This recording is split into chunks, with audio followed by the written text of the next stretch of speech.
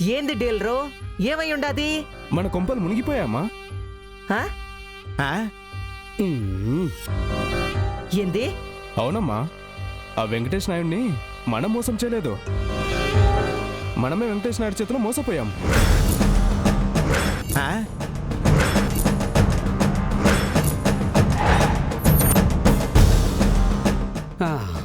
ఇది నమ్మేలా ఉంది.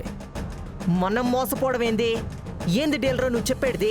అవునమ్మా, ఆ ట్రక్కులో మనకెత్తిన సరుకు మంచిది కాదంట. చెరువులో చచ్చిన చేపలు రొయ్యలు ఉన్నాయంట.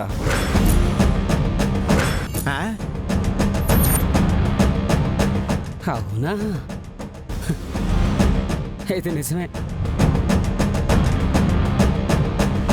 సచ్చిన చేపల్ని రొయ్యల్ని ఎత్తడవేంది? అసలు నువ్వు ఏం మాట్లాడుతూ ఉండవు? అత్తా,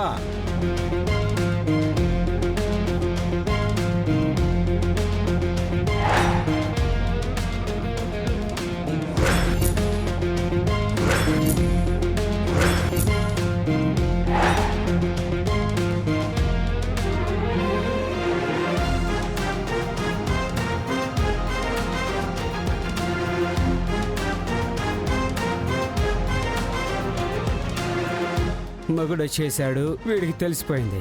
ఆ అత్తయ్యకి పులిసిపోద్ది అంతే.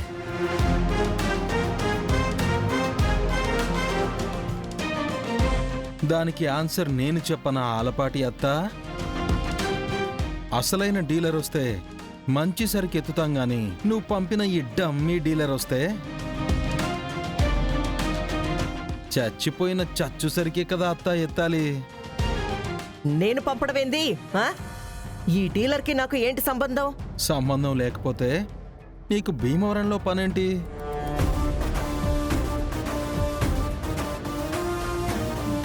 నా వెనకాలే వచ్చి నాకు తెలియకుండా నా చుట్టూ తిరుగుతూ హోటల్లో ఎందుకు మకాం వేశావు?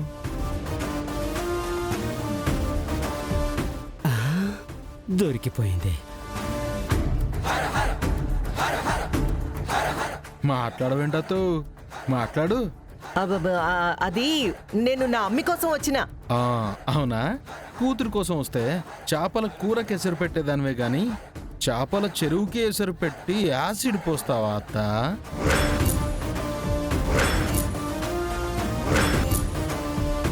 ఆ రోజు నుంచే నేను మీ మీద కన్ను పెట్టా, మీ కదలికలు కనిపెట్టా.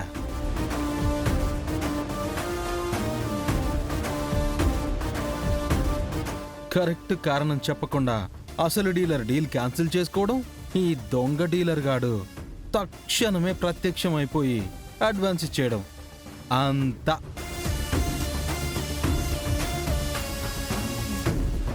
తెర వెనుక నువ్వు ఆడిస్తున్న నాటకం అని నేను చాలా అడ్వాన్స్గా పసిగట్టానత్త.